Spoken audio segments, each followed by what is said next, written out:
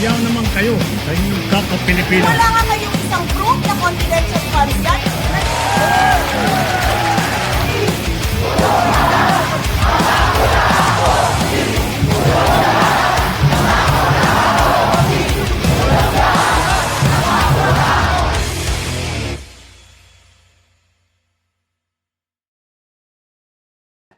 Magandang araw po, magandang gabi po sa inyo lahat. Ako po si Christian Esguera and welcome po sa ating special Saturday Night Live episode dito po sa ating Facts First podcast. Ngayon po of course ay Sabado, March 21, 2026. Okay, bakit po ba tayo meron special episode? Diba? Tulad na binabanggit ko sa inyo before, pag may mga topics tayo na sa tingin natin napaka-importante, naglalaan tayo ng special episode even on a Saturday or even on a Sunday. Ito kasi baka po nakaligtaan natin dahil po sa ingay ng issues sa politika at saka po sa ekonomiya nito nakaraang linggo. Pero isa po sa mga importanteng pag-usapan at hindi natin dapat binibitawan at kinalilimutan, ito pong pagsusulong sa isa pong lehitimong anti-political dynasty law dito po sa ating bansa, once and for all. Dahil it's been almost 40 years at wala pa rin po tayong anti-dynasty law kahit po ito ay pinagbabawal sa ating konstitusyon. Okay, so ito po, sa House of Representatives, meron po nakasalang na version ng isang panukalang batas laban po sa anti-political dynasties. Pero ang problema, pag binusisi po natin itong bill na ito na pinagdidebatihan ngayon sa plenaryo, mukhang budol. Yan po yung pag-uusapan natin. Makakausap po natin na ngayong araw, ngayong gabi, isa po siya sa mga pinakamatinding kritiko nitong version na ito ng House Bill 8389, kung hindi ako nagkakamali. Si Caloocan Representative Egay Erice. Magandang gabi po, magandang araw po, and thank you for joining us dito sa Facts First. Good evening, Christian. Good evening sa mga followers mo sa iyong episode.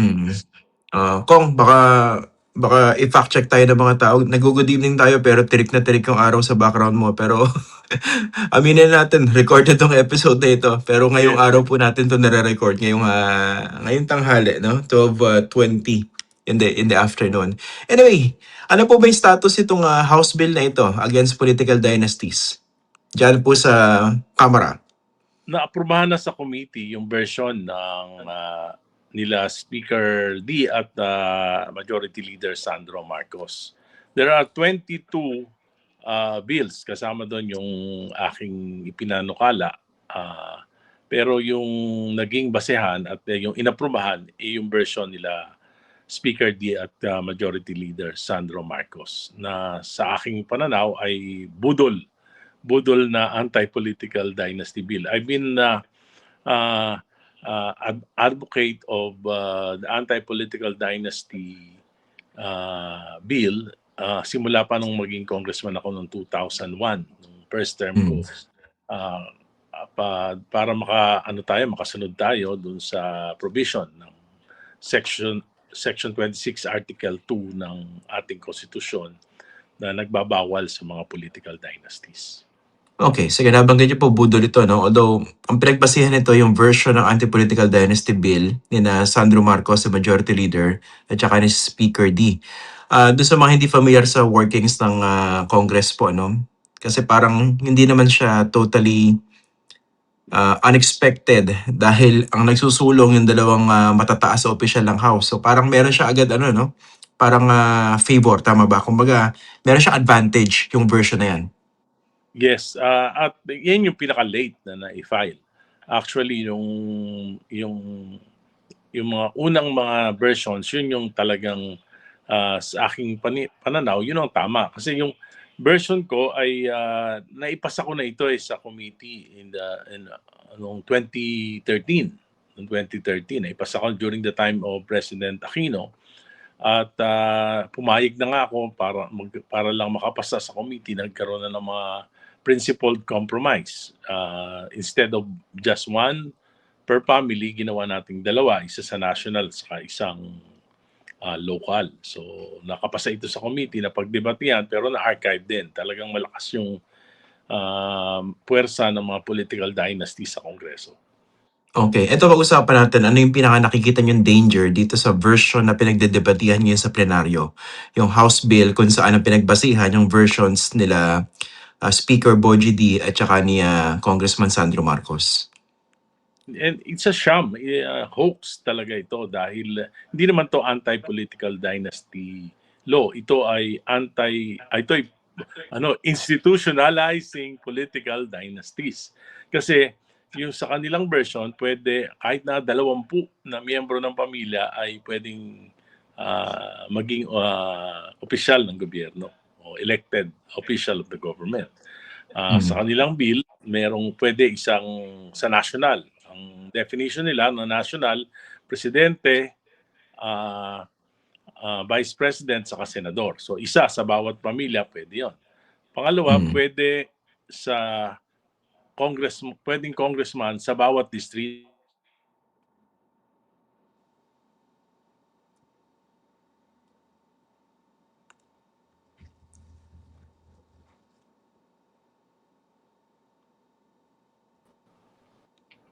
Ayan, nawala.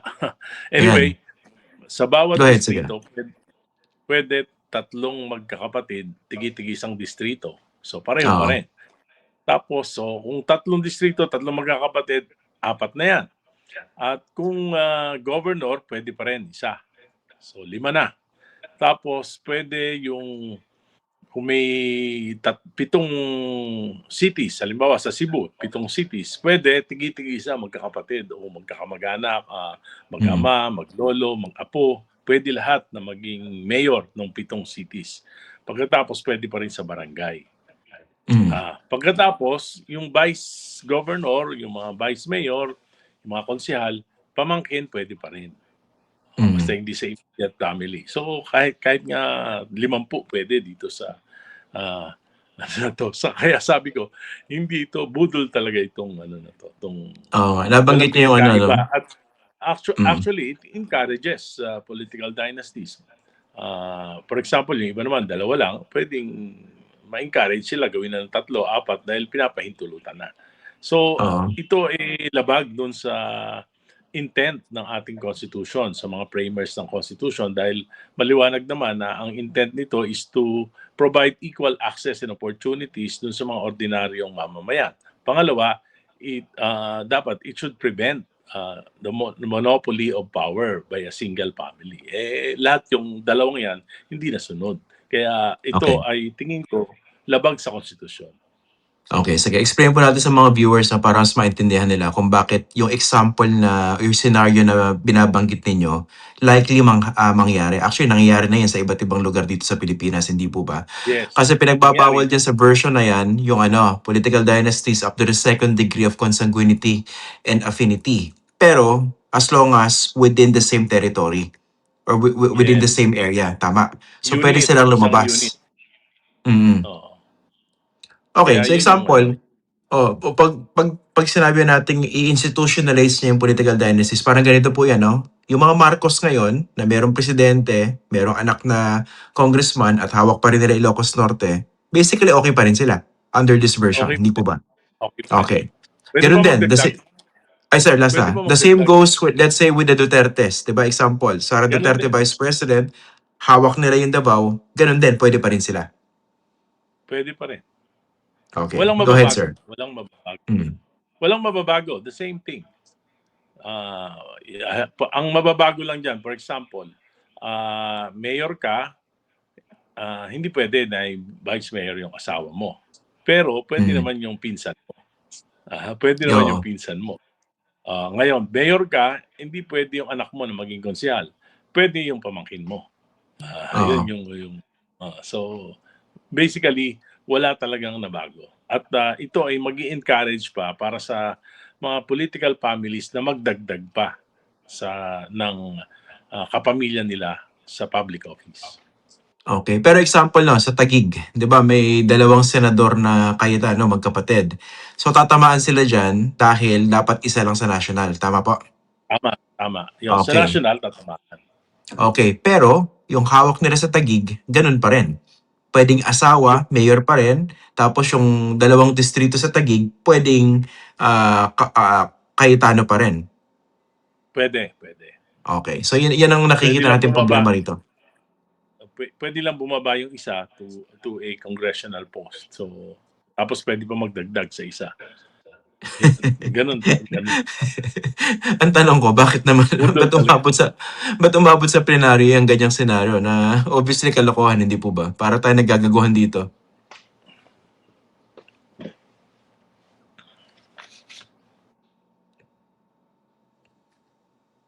Ayan.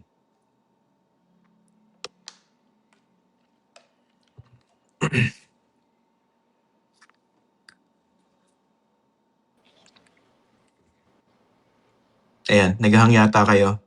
Naghahang. Yes. Nadinig niyo po yung tanong ko. So yun nga eh. Paano umabot Ah, yan? Parang lokohan parang gaguhan. No, yun nga, yun ang tingin ko. Ang masama, prioritize to ni Presidente Marcos. Di ba? Prioritize niya to sa LEDAC. Sabi ko nga, nung aking tinatanong, Legislative Executive Development Advisory Council. So nag-uusap dyan ang Senado at ang House at ang Presidente. So dapat dyan pa lang napag-usapan na nila kung anong uri ng anti-political dynasty law ang dapat ipasa ng ating pamahalaan. Ang nangyari, ang Senate, napakahigpit. Isa sa national at isa sa local. At kinukonsider pa nila na yung representative local. So talagang maraming tatamaan. At wala pang succession. Unlike dito sa House, yung mga bills dito, marami, may succession. So, malayo. So sabi ko, parang ano lang to, budo lang to para pag dumating sa BICAM, magde-deadlock, wala rin makakapasa. Di ba? Parang gano'n. At alam na alam ni Pangulong Marcos kung ano yung ibig sabihin ng anti-political dynasty. Kasi yung first law na may anti-political dynasty provision, yung SK Reform Law, noong 2015, kaming dalawa ang author. Ako sa House, siya sa Senate. Kaya alam niya yung ibig sabihin. At ang masama nito, ang nag-file, yung anak niya, yung ganitong version na budol, si Congressman Sandro. So, yun yung malaking problema. Kaya maku-question dito yung sinseridad ng Pangulo para sa political reforms. Okay. Masidhi yung pakikipagdebate ninyo, no? Katulad din ni Congressman Cheldiok, no? Pero of course, it will all boil down to numbers. Yes. Realistically, nakikita yung version na papasa dyan sa plenary, sa second and then third reading? Ayan, yan pa rin. Tingin ko yan. Yan pa rin, di ba? budol Wala nang bill, pagkakataong palitan yan eh. yung budol bill, yan pa rin ang makakapasa. At ang tingin ko dyan, yan yung magiging dahilan para hindi na ipasa yan dahil malayo yung version ng Senado. At I don't think that there will be a compromise between the Senate and the House dahil malayong-malayo yung kanilang versions. Pag ganun, kung di napakasaklap niyan, kasi ito na yung parang pinakamagandang oportunidad sana para makapagpasa ng isang matino at lehitimong anti-political dynasty bill. Base sa kinikwento nyo, para lumalabas dyan, sabotage bill ito, yung version nila Sandro Marcos sa Speaker bill. Yes, tingin ko sabotage bill. At palagay ko, kasi si Presidente, nung lumabas yung flood control mess, gusto niya makabawi sa mga mamamayan. At ang panawagan ng mamamayan, talagang dapat may mga political reforms. At isa ito sa hinihingi ng mamamayan. Kung matatandaan mo, nagrarally kami sa EDSA, ang aming panawagan, hindi lang yung corruption sa flood control, pati yung anti-political dynasty law. So, parang ang naiisip ko ngayon, parang ina-appease lang ni Presidente ng mga panahon na yon yung publiko at pinapangako niya yung pagpapasa ng anti-political dynasty law. Pero ngayon, siguro nagbago na isip niya, baka iniisip niya wala na, wala namang masyadong rally na at baka nakalimutan na ng mga tao, kaya kinalimutan na rin yung pangako. Pero technically, that would be very, very risky politically sa kanya. Lalo pag mas maraming mga Pilipino nakaintindi kung paano kabudol itong ganitong version, hindi ba? Babagsak yung credibility niya lalo. Lalong babagsak yung credibility niya. Kaya nga, hindi ko alam. Siguro, at isa pa, siguro, merong impeachment process ngayon sa House. At siyempre, kailangan din ng boto ng administration para ma-impeach si Vice President Sara sa House. So kung baka magbago isip ng mga susuporta dito ng mga political families at hindi na bumoto para sa impeachment kung ipipilit ito. Kaya nakikita ko isa ito sa hadlang yung impeachment process. Palagay ko ito yung bargain ng mga political families na wag kaming maapektuhan. Ganon. Yan ang ano nyo dyan, yan ang basa nyo, nakadikit sa impeachment. Hindi I lang thought, sa impeachment, marami pang iba na tungkol dun sa impeachment process, pero isa ito kasi nakikita ko yung mga political families bakit naman kami maapektuhan? So sumusuporta kami sa administration tapos maapektuhan kami, parang gano'n. Pero kung sakaling yan yung version na lulusot, eventually, syempre, pabor din sa mga Duterte po yan, di ba? Dahil ang tindi ng dynasty nila, napakataba din. Pabor din. Pabor to sa mga dynasties kasi yun naman yung naglalaban naman ngayon sa pamahalaan natin. Si Marcos at ang mga Marcos at mga Duterte, hindi naman nila pinaglalabanan yung mga policies, yung mga, paano iaangat ang bayan. Ang pinaglalabanan nila yung supremacy ng kanilang mga pamilya. So, kaya ang talo dito, hindi naman Duterte, hindi naman Marcos. Ang talo dito yung mamamayan na patuloy na nagsasuffer dahil sa tingin ko, ang pinakamalaking dahilan ng korupsyon, ayan yung mga political dynasties. Okay, kung kayo po ba yung masusunod, no? Ano yung nakikita nyong realistic? Hindi na yung ideal. Yung realistic version ng anti-political dynasty bill na dapat lumusot ngayon. Yung pinaka-realistic, tingin ko, one national, one local. At second degree of consanguinity. Kasi meron din naman na provision sa meron din naman na parameters yung mga framers ng Constitution dapat hindi arbitrary. Kaya ang aking panukala, second degree of consanguinity and affinity. Kasi kung fourth degree, parang napakamahirap ng i-implement yan. Yeah. Dahil yung para magiging genealogical tribunal yung COMELEC sa pagdedetermine sino ba yung magkakamag-anak. So, pangalawa, for example, wala naman akong pamilya na tumatakbo kasi yung pamilya ko, yung anak ko, asawa ko, mga kapatid ko, nag-guide ko na huwag kayong tatakbo hanggang politiko ko, huwag kayong tatakbo. Pero pag pinsan ko, hindi ko naman pipigilan kasi may sarili na silang pamilya outside of my influence. Parang. Oo. So, ang maganda, one national, one local per family. How about succession? Second degree. Sa akin, nilagay ko, may succession. Kasi nung 2013, nung naipasa ko yan sa bill, marami talaga sa mga kasama ko sa Kongreso, sabi nila, sa Amerika nga, di ba, kahit na 20 years, 40 years ka na, basta congressman ka, pwede ka pang tumakbo dahil yung experience mo. Dito, kaya nauso yung succession because of the term limit sa Congress, kaya ganon. Naunawaan ko yan kasi, for example, nung unang termino ko, talagang nangangapa pa ako. Nung second term ko, medyo marami-rami na akong alam. Pero nung third term ako, doon na talaga ako nahasa. Kaya lang, hindi na ako pwede. Kaya parang sayang yung training na i-provide sa isang mambabatas for 9 years tapos hindi na mapapakinabangan. Mabuti nga lang kung mananalo ka after na magpahinga ka ng 3 taon. Kaya nga ang ginagawa ng iba, ipapalit mo na yung asawa, pagkatapos babalik siya. Ganon yung para continuous pa rin yung kanyang participation sa Kongreso. So yun kaya yung succession, yun ang inilagay ko para magkaroon ng compromise sa aking mga kasama at naipasa ko yun sa 2030. Okay. Ito, kung bilang panghuli, no, kasi nabanggit nyo kanina na sa pagbasa ninyo, itong version na ito ng Anti-Political Dynasty Bill, nakatali o nakadikit doon sa issue ng impeachment. Pero sa pananaw nyo po ba, ano ba yung nakikita niyang chances na ma-impeach muli itong Vice President diyan po sa House? At tingin ko, sigurado. Sa House, sigurado.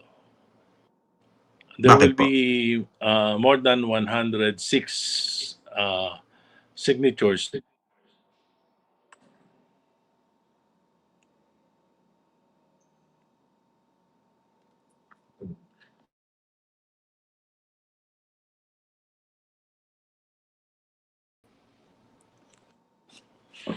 Ayan sir, nawala kayo ulit. So, Oo. pakiulit po. Ayan. Ano yung nakikita niyang chances na ma-impeach muli yung Vice President? 100% tingin ko na mapapasa sa House of Representatives. There will be more than enough of the 106 requirement para maiakyat sa Senado for impeachment trial. Bakit po? Well, ano na marami doon mga decided na mga pumirma noon nung nakaraan anong last year, yung mga pumirma noon, karamihan pa rin ay sa tingin ko ay pipirma pa rin. Kayo po ba? Kung sabi niyo, decided na yung ibang kasama niyo, kayo po ba decided na rin kayo? Well, pinag-aaralan ko pa dahil unang-una, magkakaroon sila ng mini trial eh. Magkakaroon ng Oo. mini trial. Wala naman ako nung nakaraang kongreso. So, manunod ako. Although I cannot participate because I am no longer a member of the Committee on Justice. Unless I will be deputized by anybody, hindi na ako makakapag-participate doon. Nag-aaralan ko yung ilang actually hindi pa na-present yung Madriaga issue, wala pa kaming alam diyan. Pangalawa yung sa SALN issue, hindi pa rin namin alam 'yan. Pero doon sa tingin ko yung sa intelligence Confidential funds. confidential tingin ko hindi hindi malakas na issue yun eh. Bakit po?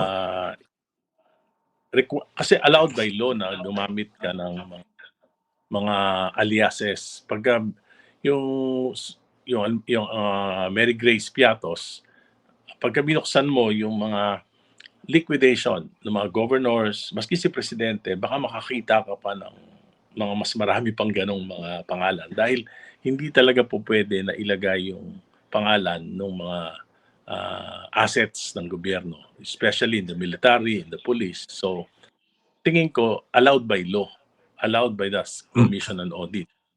So, yun Pero yung tingin ko. pero dun sa confidential funds, Congressman, paano po yung questionable handling and withdrawal of the amounts? Example, yung na-bypass supposedly yung special disbursing officer, ang nakapaghawak ng salapi, yung hindi naman designated, kundi miyembro ng AFP, allegedly. Tapos yung ginastos doon sa mga questionable rental na mga safe houses, supposedly, na sobrang mamahal. Hindi po ba? Hindi po ba nakakapag-raise ng red flags yun at least? May red flags nga yun. Kaya nga dapat kunin mo yung we cannot be popish than the Pope. The COA will determine kung yan ay talagang may probable cause dahil pwede namang talagang ang COA pag may probable cause pwede naman sila magdemanda, di ba, parang ganon. So hindi naman sila nagdedemanda, matagal na rin. So anong ibig sabihin nun? So baka may mga justification at yan pakikinggan ko mabuti during mas maganda na rin na magkaroon ng mini trial para mapakinggan natin yung both sides kasi hindi naman nabigyan ng pagkakataon na madepensahan ng Vice President yung sarili niya. So pero dapat mag-participate yung yung Vice President para maipresenta niya yung side niya, hindi po ba?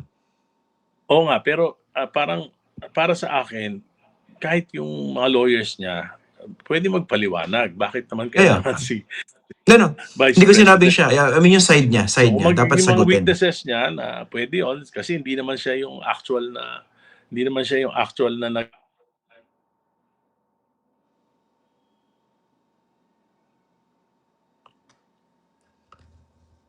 Pasensya na po, medyo naghahang lang ng konti yung internet from his end, no? Pero babalik po ito. Yan, ito na. Ayan, balik uli.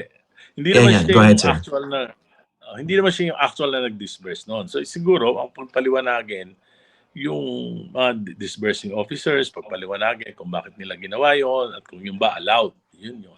Ang gusto ko lang kasi maging fair kasi we should also igagalang natin yung Office of the Vice President kasi nakita ko yung Quadcom. Yung Quadcom noon, napanood ko yung mga proceedings nila. Talagang parang na-incentivize kasi sila noon di ba? Na-incentivize sila billions of allocations. Kaya nga parang they are there to really pin down, not to know the truth, but to pin down the Vice President, di ba? Parang gano'n. So, dapat kung ipupursue natin to, dapat marangal yung ating pursuance of the truth, di ba? Hindi yung dahil sa incentivize tayo. At kaya nga tingin ko nagkaroon ng 1 trillion na flood control, mga corruption dahil nga dito sa ginawang pag-incentivize nito. Kaya nga nalipat yung pondo ng ng president's budget to infrastructure ng mga congressman dahil sa incentivization na nangyari na ito. So kailangan Ganon? talaga. Oo. Yun yung pinag-aralan ko yung 2023 to 2025 budget. Talagang sobrang na-incentivize yung mga representatives. Hindi nangyari ito sa anumang administration na mga bilyon-bilyon yung napunta na allocation sa mga kinatawan ng Kongreso. Opo. Pero First yung time isang yan sa 2019. Opo. Yung isang possibility kong, hindi ba pwedeng pareho ring totoo? Na-incentivize, assuming, na-incentivize itong mga congressmen na ito kaya dumiin sila ng ganun sa Vice President, that may be taken as true. Pero at the same time, pwedeng totoo rin na lahat yung ibinibintang doon sa Vice President.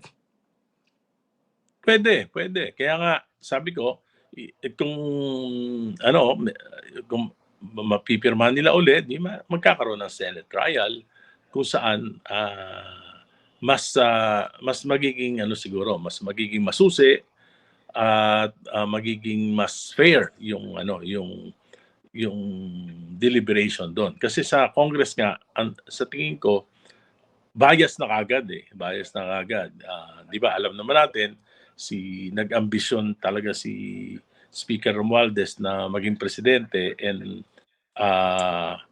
ginamit niya itong House of Representatives para talagang sirahan si Vice President Sara. Pero hindi ko sinasabing yung sinisira sa kanya totoo o hindi. Ang sinasabi ko lang hindi maganda yung motive, di ba? Hindi maganda yung motive. So, ngayon pagdating sa Senate, tingin ko mas magiging fair at mapapanood talaga yung at may magandang proseso na, meron yung trial, may proseso na maayos na nasubukan na. Hindi katulad sa House, kita mo meron pang dumating patuloy sa Supreme Court dahil sa paglabag sa mga procedures. Oo. Ang sa akin naman po iniiwasan ko rito yung by talking about one side, baka naman ma-romanticize o mapagmukhang santo yung kabila. Kasi pwedeng parehong may kasalanan Pwedeng parehong parehong at fault, no? Pwedeng inside ng mga kongresista at fault, inside ng Vice President also at fault. Teka, naghanguli si Congressman Erice. Hintayin natin. Yes. Ayun. Yes. Yung sinasabi ko by pointing out the flaws of the congressman, baka isipin ng mga tao, santan na rin itong si Vice President. Pwedeng hindi Pwedeng pareho sila may sala, hindi po ba? Tama. Kaya nga sabi ko nga, dapat yung pagpursue ng katotohanan ay marangal, di ba? Dapat justified. Kasi ang nangyayari parang yung pamamaraan ay hindi naging maayos. Kaya kahit totoo, parang magkakaroon ng doubt. Di ba? Parang palagay na natin totoo yung allegations dahil sa pamamaraan na ginawa, parang nagkaroon ng doubt. Di di ba? For example, ngayon sinasabi ni Congressman Terry Ridon na ang basis niya dun sa unexplained wealth kasi yung 88 million na yung yung SALN from about Paglobo. 30. Paglobo ng 50 million. Pero pag tingnan mo kay presidente noong 2015 nung senador siya, ang SALN niya is only 350 million. Noong 2024 presidente siya, ang SALN niya 1.4 trillion, 1.4 billion. Diba? So mas malaki yung malaki yung So kung following the arguments of Congressman Ridon, so dapat lahat ng lumobo may unexplained wealth. Di ba? At lahat dapat imbestigahan. Di ba? Yun yung problem. Tingin ko kasi nakatahi rin po yun Parang pero nakatahi yata yun sa issue rin ng bank accounts, di ba? Ng Vice President. Yung unang nilabas Hindi, niya. you cannot hindi mo pwede may privacy hanggang walang kaso. Hindi mo masasabing totoo yung inilalabas hangga't walang kaso na ang court ang nag-order. So kaya nga kung may allegations lang ng corruption, unexplained wealth, di ba parang yung logic hindi, parang selective justice yung mangyayari, selective prosecution yung mangyayari. Kaya kinakailangan talaga mas mabuti na ako, mas may tiwala ako kung sa trial sa Senate kasi lalabas doon lahat. Talaga. Pero marami rin kakampi yung Vice President doon. Naglabasan lahat ng mga pro-Duterte ron nung huli. Hindi. Oo nga, pero ibig sabihin magagaling naman yung mga lawyers doon dito sa amin kasi parang sa Committee on Justice, isa lang kakampi ni Vice President Sara, si Congressman Suntay. Out of the mga 60 members. Okay. Sige. Congressman Egay Erice, maraming salamat po for joining us today, for joining us tonight. Okay, thank you. Okay. Salamat po. Salamat.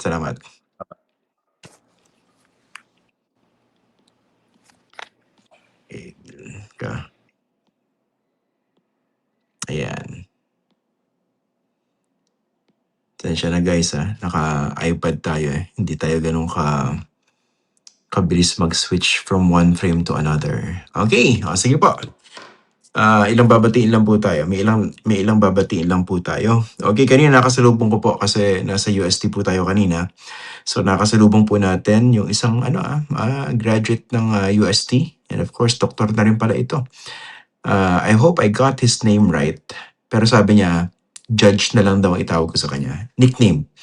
Okay, pero I think his full name is Janier Ronel, tama ba? Pero Judge na lang. You know who you are. Nagkasalubong kami kanina dyan sa parking lot sa UST. Okay, magandang gabi. Magandang araw sa'yo. It was very nice to meet you. And of course, binabati rin po natin si Ma'am Malen Javier Navarro ng Canada. Nag-message siya na, binabati natin ang kanyang brother at ang kanyang sister-in-law dyan po sa Winnipeg na lagi raw nanonood sa atin. So binabati po natin sina John and Christy Javier. Okay? Sige po, maraming salamat po sa inyo lahat.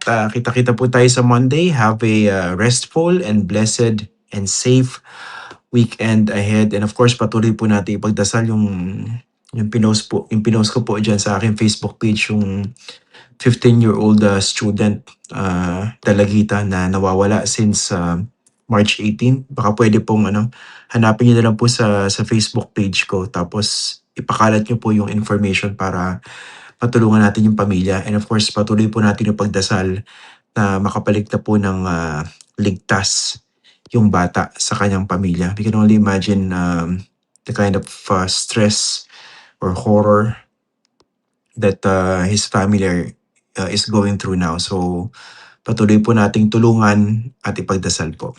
Ayun. Sige po, magandang gabi po sa inyo lahat. Ako po si Christian Esquera.